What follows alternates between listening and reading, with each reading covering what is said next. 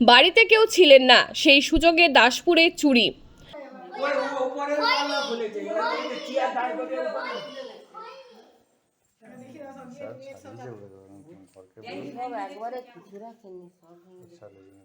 নমস্কার, স্থানীয় সংবাদের বিশেষ একটি খবরে আমি সৌমিনাক দত্ত।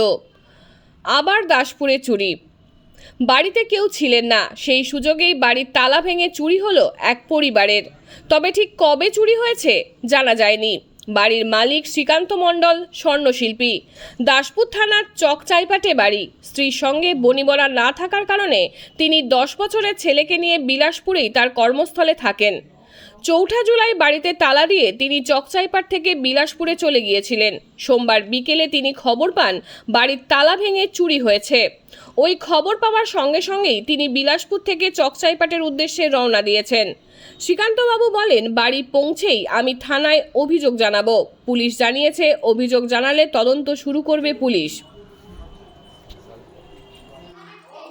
এইসব লোকগুলো বলো তো নতুন এই করলো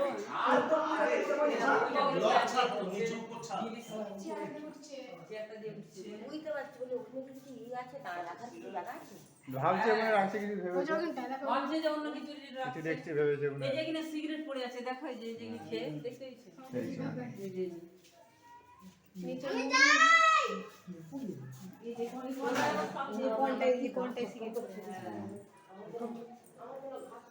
লাগনে থাকে তো সাবধান